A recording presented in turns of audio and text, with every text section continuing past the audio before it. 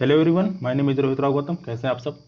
तो कल के क्लास में हम लोग एक्सरसाइज 1.1 सॉल्व कर रहे थे और इसके अंतर्गत हम लोगों ने क्वेश्चन नंबर 4 तक कंप्लीट कर लिया था आई थिंक, और क्वेश्चन नंबर 5 और 6 होमवर्क के लिए दिया गया था। अब इसके आगे कंटिन्यू करते हैं ना। अगर आपने कर लिया होगा तो ठीक, नहीं तो यहाँ पे मिला लीजिएगा। ठीक, इसको सॉल्व कर देते हैं। तो जैसे पहले क्वेश्चन में यहाँ पे कह रहा है, ठीक, कि करना क्या है क्वेश्चन नंबर 5 में, निम्नलिखित समुच्चयों के सभी अवयवों है ना सदस्यों को सूचीबद्ध कीजिए। मतलब कि आपको टैबुलर रूप में लिखना है यहाँ पे, है ना, सूची वाले तरीके से। तो देखिए, सबसे पहले एक्स सच दैट एक्स एक क्या है, प्राकृतिक संख्या है। तो प्राकृतिक संख्या है ना, और कैसी संख्या, विषम प्राकृतिक संख्या। तो विषम प्राकृतिक संख्या कौन होती है, 1, 3, 5, 7 और ये 9 है ना, ऐसे ऐसे करके ये चली जाइए। तो ये हुआ, इसका सेट हो गया। ठीक, तो इसमें हमें ये करना था। दूसरा क्या कह रहा है क्वेश्चन नंबर 2 में कि एक्स सच दैट एक्स एक पूर्णांक है, मतलब इंटीजर हमें लेना है और जो एक्स की वैल्यू है वो किसके बीच में होनी चाहिए, -1/2 से बड़ी और 9/2 से छोटी। तो इसको इधर सॉल्व करते हैं। तो -1/2 है ना, अगर हम बात करें -1/2 की, तो -1/2 मतलब ये कितना होता है, -0.5 है ना। इसको मैं लिख सकता हूँ -0.5। तो मतलब कि x की जो वैल्यू है वो -0.5 से बड़ी होनी चाहिए और 9/2 से छोटी। तो 9/2 मतलब कि 4.5 से छोटा होना चाहिए। और कैसा होना चाहिए, इंटीजर होना चाहिए। तो अब जरा अगर हम नंबर लाइन पे देखें तो नंबर लाइन पे ये होता है हमारा 0, इधर होता है 1, ठीक है, ये आपका होता है 1, ये इसके बाद 2, ये इसके बाद 3 और ये 4, और यहाँ पे मान लीजिए 4.5 है ना। इंटीजर वैल्यू हम यहाँ पर ले रहे हैं, सारे पूर्णांक संख्याएं। तो ये चीज़ हमारी 4, ठीक है, ये हमारा 4, ठीक है, ये ऐसे ये 4 हो गया और इधर ये क्या हो गया, ये हमारा 5 हो गया। इसी प्रकार इधर देखें तो इधर होता है माइनस संख्या है, तो -1, -2, ठीक, ऐसे करके -3। तो -1/2 कितना है जी, -0.5। तो -0.5 किसके बीच में रहेगा, ये -1 और 2 के बीच में रहेगा। ठीक, तो -0.5 मान लीजिए कि यहाँ पे है। तो ये रहा आपका -0.5। तो इससे बड़ा हो तो इससे बड़ा मतलब यहाँ से स्टार्ट होगा नंबर, और 4.5 4 और 5 के बीच में, तो 4.5 यहाँ हो गया। तो और 4.5 से छोटा, तो मतलब कि ये, तो मतलब जो हमारे नंबर होंगे, हमारे नंबर कौन से हुए, ये हमारे नंबर हुए। तो -1, 0, 1, 2, 3 और 4। तो ये रहेगा इसका आंसर। तो लिख लेंगे यहाँ पे। तो कौन कौन से हमारे नंबर निकले, हमारे नंबर निकले -1, इसके बाद 0, 1, 2, 3 और ये है ना, यहाँ पर ये 3 है। ठीक, ये 3 और ये कितना, 4। ठीक है, ये हो गया। इसके बाद नेक्स्ट है क्वेश्चन, क्या है कि एक्स सच दैट एक्स एक पूर्णांक है और पूर्णांक जो है उस मतलब एक्स स्क्वायर की वैल्यू है ना कितनी है, लेस देन और इक्वल टू किसके है, 4 के। तो अब जरा देखो, पूर्णांक संख्या लेनी है और एक्स स्क्वायर छोटा है या बराबर किससे, 4 से। तो इसको इधर सॉल्व करते हैं। ठीक, तो यहां पर मैंने लिख लिया कि एक्स स्क्वायर है ना इज लेस देन और इक्वल टू किसके, 4 के। तो अगर हम इक्वल टू ले है ना, इक्वल टू वाला केस ले, तो एक्स स्क्वायर बराबर कितना है, 4 है। तो यहां से एक्स बराबर कितना आ जाएगा, +-√4। तो +-√4 की वैल्यू कितनी हो जाएगी, +-2। ठीक, तो इसका मतलब ये है कि जो हमारी एक्स की वैल्यू होगी है ना, एक्स की वैल्यू होगी वो +-2 से छोटी होनी चाहिए, है ना। देखो यहाँ पे कह रहा है ना, क्या कह रहा है यहाँ पे कि एक्स सच दैट एक्स एक पूर्णांक है और x square is less then और इक्वल टू किसके, 4 के। तो अब जरा देखो यहाँ पे, तो अगर एक्स स्क्वायर की वैल्यू अगर 4 से कम यहाँ पे होगी, और तो यहाँ से इसको सॉल्व करने पर जो हमारा एक्स आया, ठीक, वो कितना आया, वो आया हमारा +-2। तो इससे छोटा वैल्यू है ना, तो इससे छोटी कौन कौन सी वैल्यू होंगी, है ना। तो इसको भी नंबर लाइन पे यहाँ पे अरेंज करते हैं। तो देखना यहाँ पे, ये हमने खींचा यहाँ पे नंबर लाइन। नंबर लाइन में ये होता है 0, ठीक है, यहाँ पे होता है -1, यहाँ पे होता है -2, यहाँ पे होगा 1 और यहाँ पे होगा 2। तो ये देखो, ये जो 5 वैल्यू यहाँ पे आई है ना, ये जो हमारी 5 वैल्यू यहाँ पर आई, यही क्या होगा, यही इसका आंसर होगा। ठीक, तो ये ऐसी संख्याएं हैं है ना जो कि इसको संतुष्ट करती हैं। ठीक है, इसको संतुष्ट करती है और इससे क्या है, इससे छोटी भी हैं, है ना। तो एक्स स्क्वायर की value less than equal to 4 के। तो यही हमारा इसका आंसर हो जाएगा। तो मतलब कि हम आंसर में यहाँ पे क्या लिखेंगे, ये हम लिखेंगे इसका जो आंसर बनेगा, ठीक है, वो बना -2, -1, 0, 1 और 2। ठीक, ये हमारा इसका आंसर हो गया।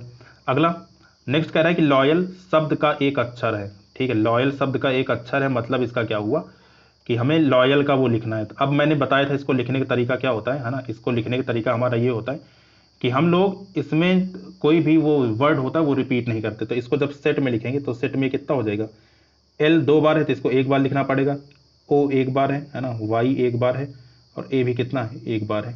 ठीक है, तो मतलब कि एल ओ वाई ए ये हो जाएगा इसका निरूपण। ठीक, तो ये हो गया हमारा। नेक्स्ट है कि अंग्रेजी वर्णमाला का एक ऐसा व्यंजन, ठीक है, एक्स सच दैट, नहीं इससे पहले ये वाला रह गया, हाँ, एक्स सच दैट वर्ष का एक ऐसा महीना जिसमें 31 दिन नहीं होते हैं।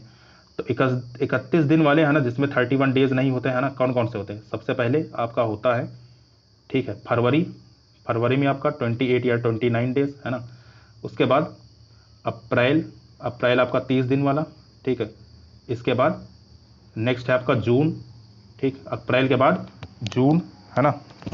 तो यहाँ पर मैंने क्या लिख लिया,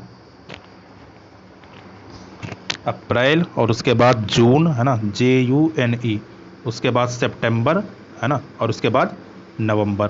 तो मतलब इसका जो आंसर बना क्या बना, फरवरी, अप्रैल, जून, सितंबर, नवंबर है ना। तो इसके आंसर के सामने ये लिख लीजिएगा।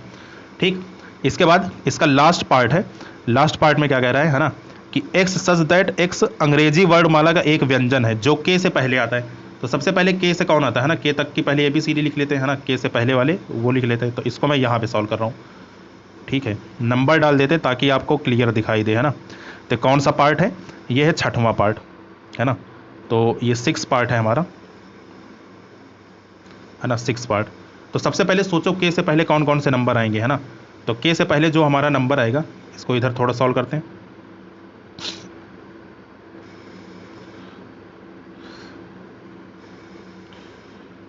है ना। हाँ देखो यहाँ पे, तो के से पहले ABCDEFGHIJ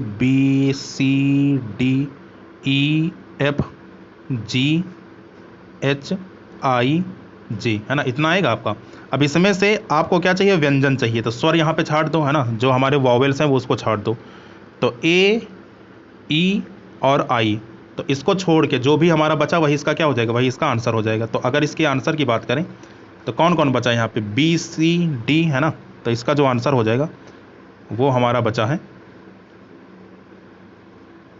ठीक, BCD है ना, E नहीं लेना, फिर इसके बाद F, इसके बाद G, इसके बाद H, I नहीं लेना, और इसके बाद J है ना। तो ये हमारा इसका आंसर हो जाएगा, ठीक, क्योंकि K से छोटा लेना था तो K से छोटा हमारा ही हो गया। लास्ट है हमारा, है ना, प्रश्नावली 1.1 का लास्ट क्वेश्चन।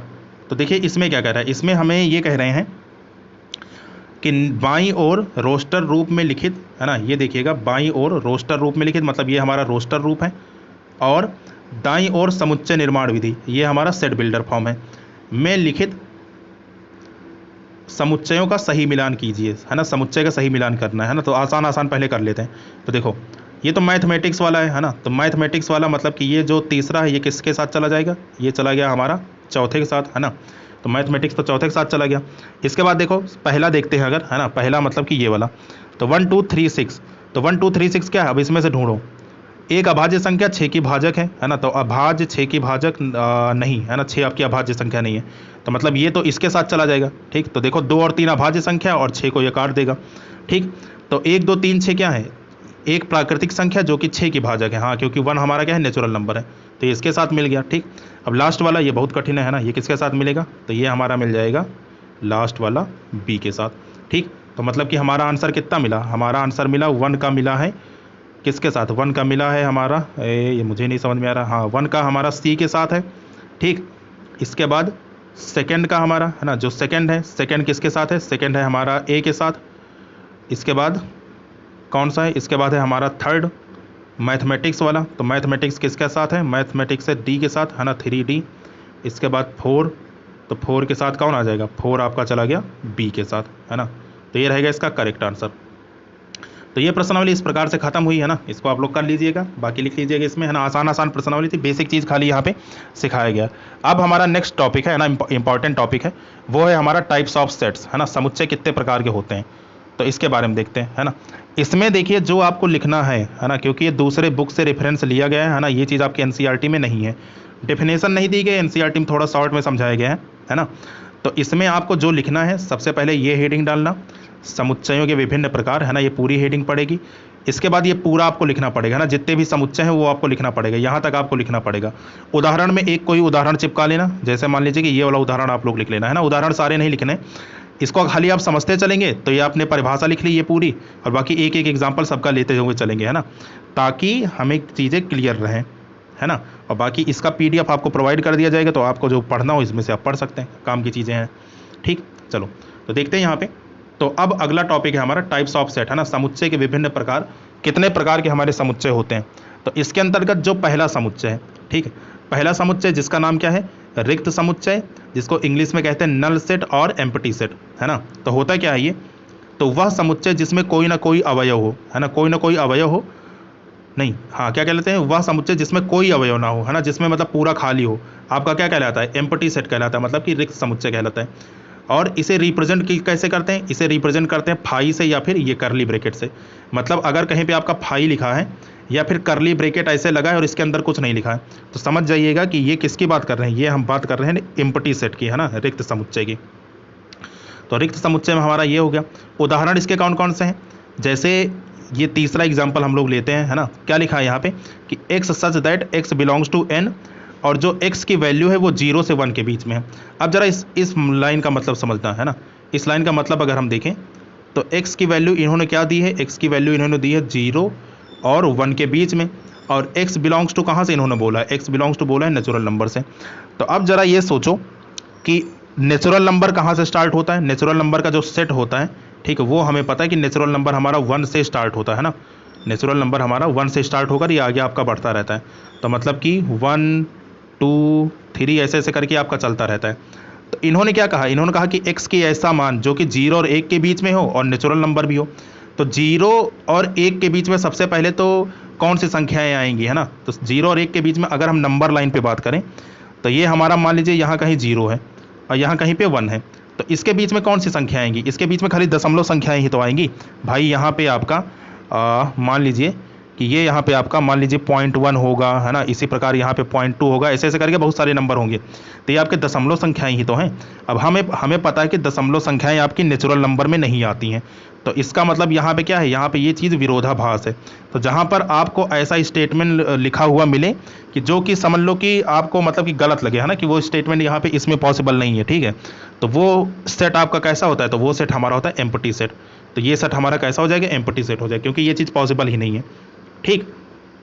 अब बाकी एग्जाम्पल से समझते हैं। जैसे यहाँ पे पहला एग्जाम्पल दिया है, तो फर्स्ट एग्जाम्पल में यहाँ क्या कहा गया है ना, इसमें कि x सच दैट x एक ऋणात्मक पूर्णांक है, मतलब निगेटिव इंटीजर है, जिसका वर्ग कितना है, -1 है, ठीक, जिसका वर्ग कितना है, -1 है। तो आपको पता है कि किसी भी क्या कहते हैं कि माइनस वाली संख्याओं का वर्ग, है ना, माइनस में मान लो कि मैंने -1 का स्क्वायर किया, तो स्क्वायर लगते ही ये सारी वैल्यू किस में आती है, प्लस में आती है ना, -1 का स्क्वायर मतलब -1 का 2 बार गुणा, तो किस में आ जाएगा, ये प्लस में आ जाएगा। तो किसी भी संख्या का वर्ग आपका -1 तो आएगा ही नहीं, है ना। तो ये चीज़ भी आपकी स्टेटमेंट समझ लो कि कैसा दिया है, ये आपका मतलब ऐसा स्टेटमेंट दिया जो कि पॉसिबल नहीं है ना। तो ये कैसा सेट हो जाएगा, इसको हम बोल देंगे एम्प्टी सेट हो जाएगा, है ना। फिर अगला है एक्स सच दैट एक्स एक सम संख्या है जो 2 से विभाज्य नहीं है, ठीक। तो कोई भी सम संख्या हो, जैसे मान लीजिए कि 4 है, तो सम संख्या आपकी होती क्या है, सम संख्याएं वो संख्याएं ही होती हैं जो कि 2 से कट जाए, है ना। सम संख्या की तो यही परिभाषा होती है ना कि जो हमारी 2 से कट जाए। तो मतलब ये स्टेटमेंट भी हमारा कैसा है, विरोधाभास वाला है, ठीक है। तो ये हमारा एम्प्टी सेट हो गया। इसी प्रकार चौथा है कि एक्स सच दैट एक्स एक वास्तविक संख्या है ना, और साथ में यहाँ पे क्या लिखा है कि x square is less than equal to 0, ठीक। तो आपको ये चीज़ बताया गया है ना कि अगर एक्स स्क्वायर देखिए, अगर एक्स स्क्वायर 0 से बड़ा है तब ही तो हमारा वास्तविक संख्या मिलता है, क्योंकि ये आगे चलकर थोड़ा और बताएंगे, है ना, चैप्टर नंबर 2 में कि ये चीज़ कैसे होता है। तो अगर स्क्वायर कोई फंक्शन है, ठीक है, और वो हमारा 0 से बड़ा है, ठीक, 0 से बड़ा है, तभी वहाँ पे रियल नंबर निकलता है, मतलब कि वास्तविक संख्या आपकी निकलती है। लेकिन अगर एक्स स्क्वायर इन्होंने बोल दिया कि ये 0 छोटा है, तो मतलब ये अपने आप में माइनस की बात कर रहे हैं, है ना, इमेजिनरी नंबर की बात कर रहे हैं, और इमेजिनरी नंबर आपका क्या होता है कि वो हमारी वास्तविक में नहीं आती। तो ये चौथा जो पॉइंट है, इसको जब अगले चैप्टर मतलब चलेंगे तो वहाँ पे ये और चीज़ें क्लियर होंगी, ठीक। तो बाकी अभी समझने के लिए ये समझ लो कि ये भी हमारा वो नहीं है, ठीक है, क्या नहीं है हमारा मतलब कि ये हमारा रिक्त समुच्चय।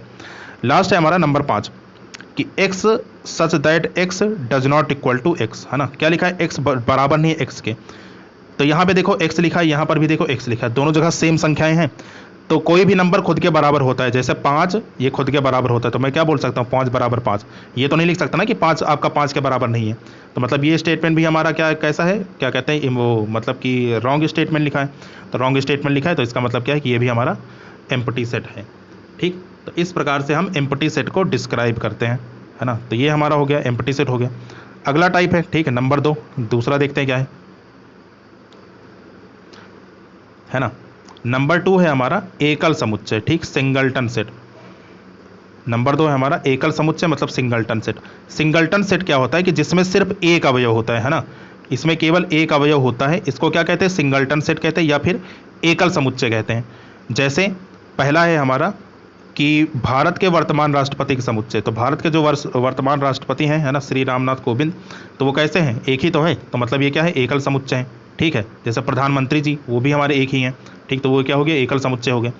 इसके बाद ये चीज़ है ना, सेकेंड स्टेटमेंट दिया कि x सच दैट x + 4 बराबर किसके, 8 के।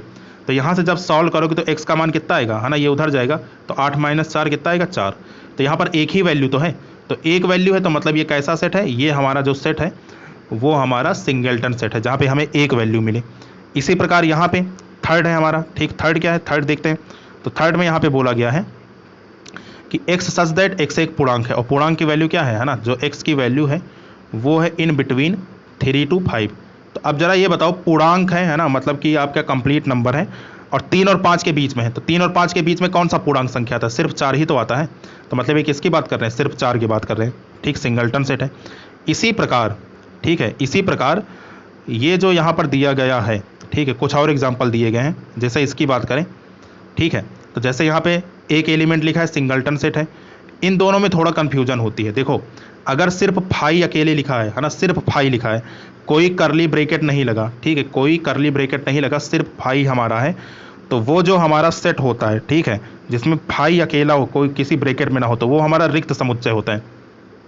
लेकिन जिस दिन फाई के अंदर ये ब्रेकेट आया, करली ब्रेकेट है ना, फाई करली ब्रेकेट में आया, तो उस दिन ये कैसा बन जाएगा, ये हमारा जो सेट बन जाएगा वो हमारा सेट बन जाएगा एकल समुच्चय का, ठीक, क्योंकि ये करली ब्रैकेट के अंदर एक एलिमेंट लिखा है ना।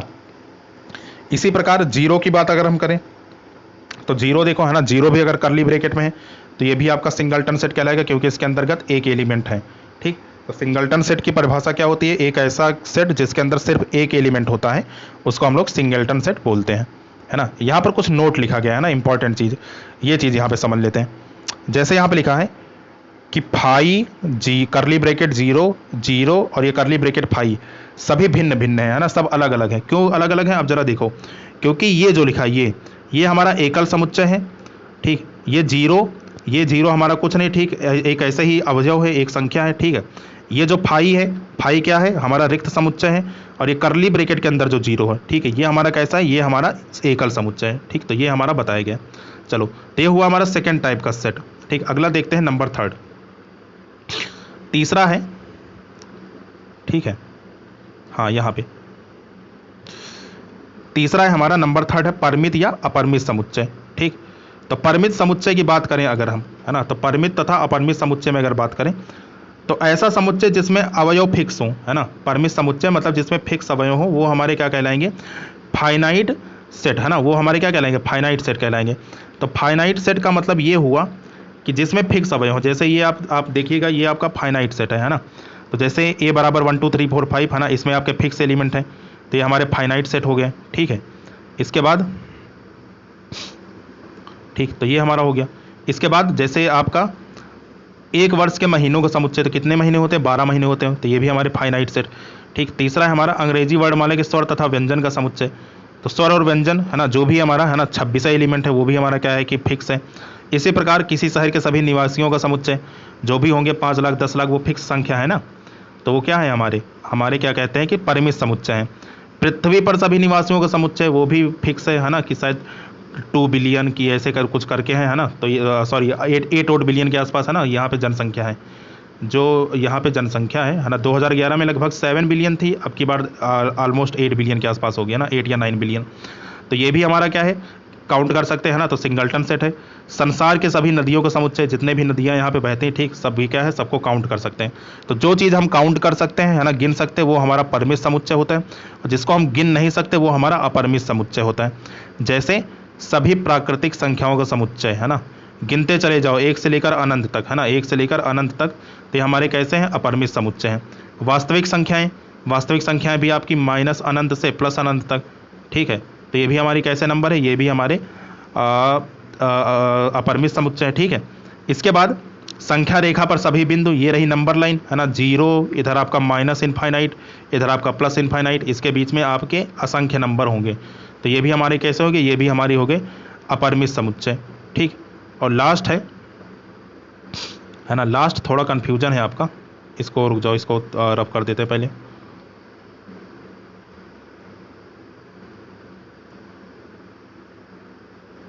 है ना। तो लास्ट है हमारा कि दो पूर्णांकों के बीच अपरिमेय संख्याओं का समुच्चय, है ना। तो दो पूर्णांक, जैसे मान लो कि 1 और 2, इसकी अपरिमेय संख्या बहुत आ सकती है ना, कि इन दोनों का आधा कर दो फिर उसका आधा कर दो, है ना, ये अपरिमेय संख्या निकालते चले जाओ, इसके अंतर्गत बहुत आ जाएंगे। जैसे हम लोग 9th 10th में सीखते थे ना कि 1 और 5 के बीच 3 अपरिमेय संख्याएं लिखी हैं, 5 अपरिमेय संख्या लिखी हैं, तो निकालने को बहुत निकाल सकते हैं, ठीक है। तो ये इसकी भी काउंटिंग क्या है, बहुत सारी, तो इसलिए एक ऐसा समुच्चय है, अपरिमित समुच्चय है। तो आपको इसमें से क्या लिखना है, आपको इसमें लिखना है, सबसे पहले इसका डेफिनेशन लिख लीजिएगा, यहाँ से स्टार्ट करके यहाँ तक ये पूरा, एक कोई एग्जाम्पल यहाँ से और एक कोई एग्जाम्पल यहाँ से उठा लीजिएगा, ठीक है। बाकी यहाँ तो आप समझ ही चुके हैं, है ना। तो ये हमारा होता है विशेष में क्या है कि रिक्त समुच्चय हमेशा एक परिमित समुच्चय है, क्योंकि इसमें अवयव की संख्या 0 है, जो कि एक निश्चित संख्या है। सही बात है भाई, है ना। प्रत्येक परिमित समुच्चय प्राकृतिक संख्याओं के साथ एकक प्रतिचित्रण स्थापित करता है। प्रतिचित्रण आगे बात करेंगे, ये वाला पॉइंट। थर्ड है हमारा कि परिमित समुच्चय में अवयवों की गिनती का अंत अवश्य होता है, जबकि अपरिमित में, ठीक है, अनंत होती है, ठीक है। ये चीज़ तो हमें पता है कि जो परिमित ये हुआ ही है ना, क्योंकि उसको हम काउंट कर सकते हैं। तो जो चीज़ हम काउंट कर सकते हैं वो हमारा परिमित है, जिसको नहीं काउंट कर सकते वो हमारा क्या है, अपरिमित है, ठीक। तो ये है हमारा। अगला बात करते हैं नंबर 4। नंबर 4 हमारा क्या है, समान समुच्चय, ठीक है, इक्वल सेट्स। तो इक्वल सेट हमारे क्या होते हैं, ठीक है, इक्वल सेट। तो इसमें देखिए, जिसमें क्या कहते हैं, अवयवों की संख्या बराबर हो, है ना, ऐसे दो समुच्चय जिसमें अवयव की संख्या बराबर हो, वो समुच्चय हमारे क्या कहलाते हैं, वो समुच्चय हमारे कहलाते हैं एकल सेट। जैसे मान लीजिए कि हमने 2 सेट लिया, है ना, ए बराबर हमने लिया 1 2, है ना, 3 और 4। दूसरा सेट हमने लिया बी बराबर 4 3 1 और 2। तो मैंने आपको ये बताया था कि इसमें क्रम का फर्क नहीं पड़ता है ना। तो ये दोनों देखो, दोनों में कितने एलिमेंट है, इसमें भी 4 एलिमेंट है और इसमें भी आपके 4 एलिमेंट है ना, और दोनों बराबर है, हर एक अवयव बराबर है, 1 बराबर 1 के, 2 बराबर 2 के, है ना, 4 बराबर 4 के, इसी प्रकार 3 बराबर 3 के। तो मतलब हम क्या कह सकते हैं कि ए बराबर किसके है, बी के। तो कोई भी समुच्चय आपका समान तब कहलाता है जब उसके अंतर्गत जितने भी अवयव हों वो आपके बराबर हों, और साथ ही साथ जो अवयव उसके अंदर दिए गए हों, ठीक है, वो आपके बराबर हो। अब ऐसा नहीं हो, है ना, कि यहाँ पर हम मान लीजिए लिख दिए सेट बी में 1 3 4 और यहाँ पे 5 ले आए, तो देखो 5 तो आपका सेट ए में नहीं है ना, तो इसलिए ये क्या है, ये हमारा बराबर नहीं है, ठीक। तो ये चीज़ हमारी होती है, ठीक है। तो इसका एग्जाम्पल वगैरह देखते हैं यहाँ पे, है ना, कि इसका एग्जाम्पल क्या होगा,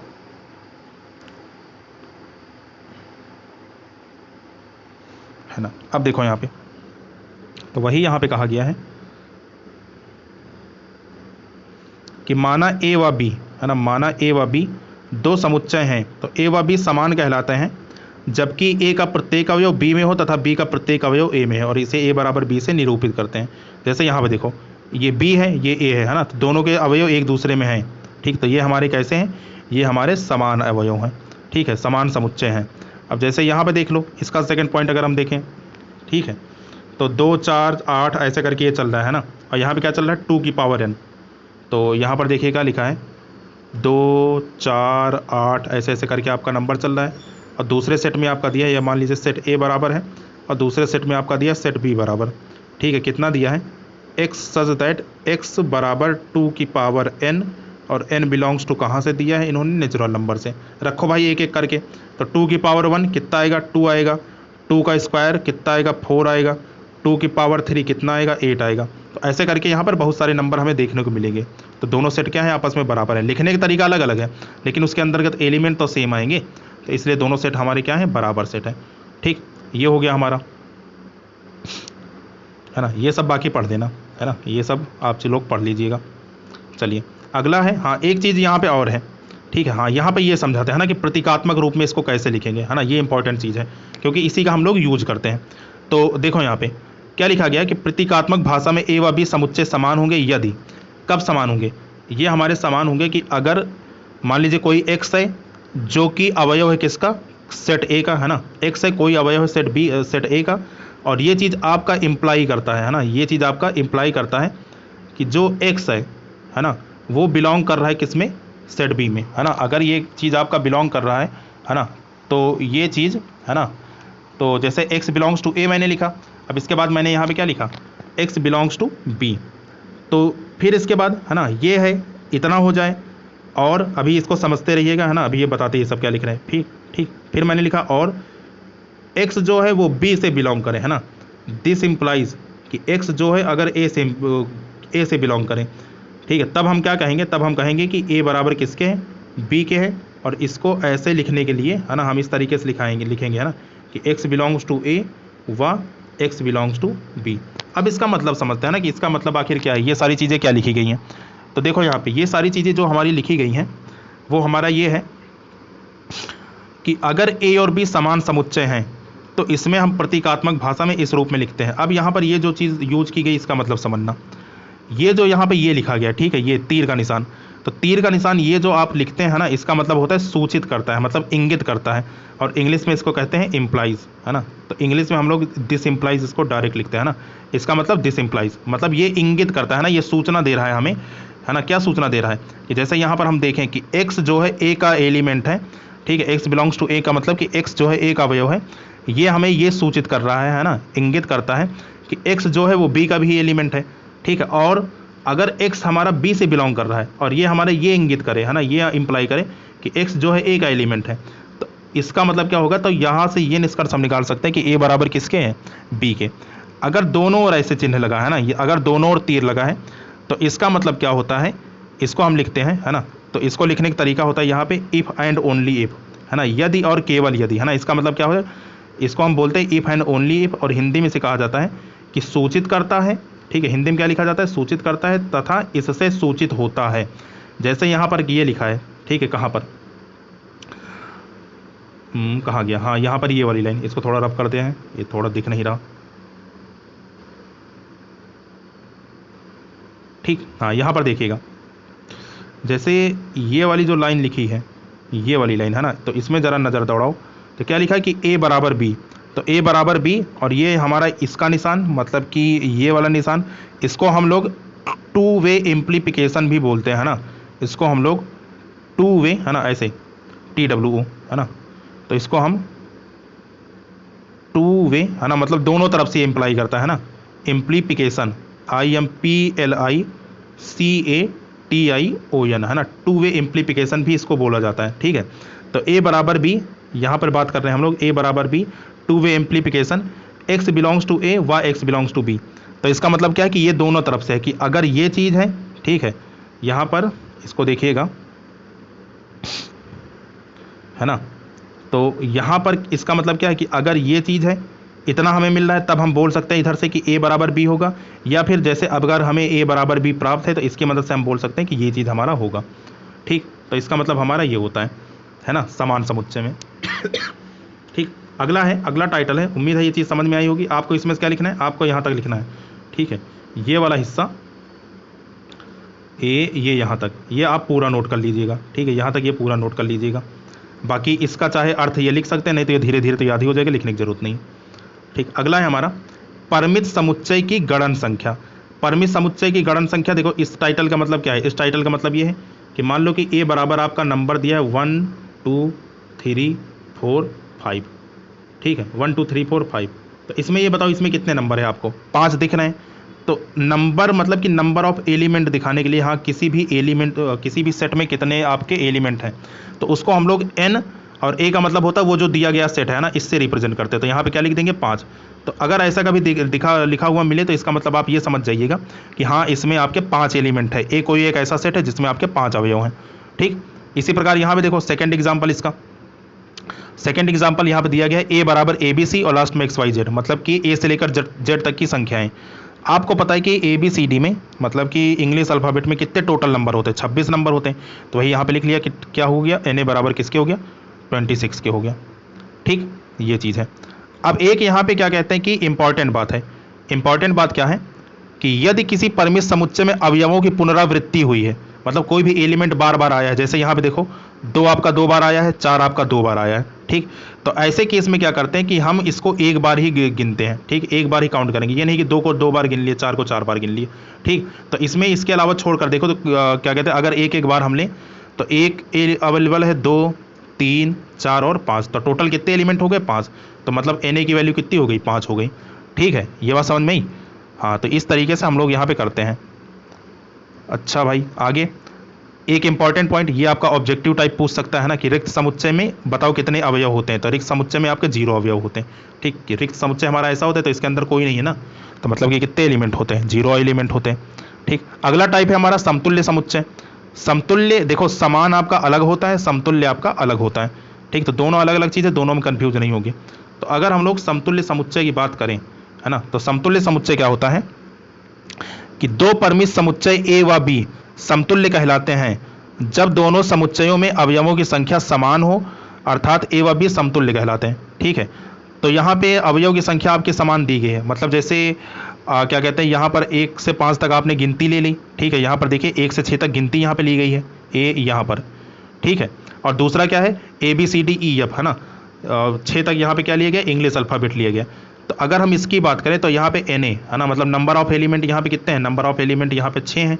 और यहाँ पर बात करें बी में, तो यहाँ पे number of element in B, ये भी कितना है, 6 है। देखो नंबर की संख्या तो बराबर है लेकिन अवयव बराबर थोड़ी है, क्योंकि यहाँ पे गिनती है और यहाँ पे क्या है, आपका अक्षर है। ठीक, तो मतलब दोनों चीज़ क्या है, अलग अलग है लेकिन अवयव की संख्या समान है।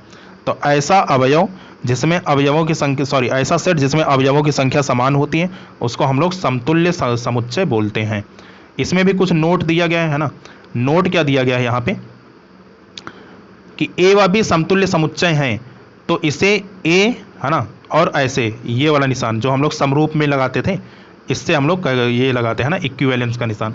तो ए इक्विवेलेंस बी से इसको प्रदर्शित किया जाता है ना, ए इक्विवेलेंट टू बी। इसको पढ़ेंगे कैसे, इसको ऐसे पढ़ेंगे, ए लिखेंगे, इसके बाद इसका निशान, इसको पढ़ेंगे ए इज इक्विवेलेंट टू बी, मतलब ए बी के क्या है, समतुल्य है।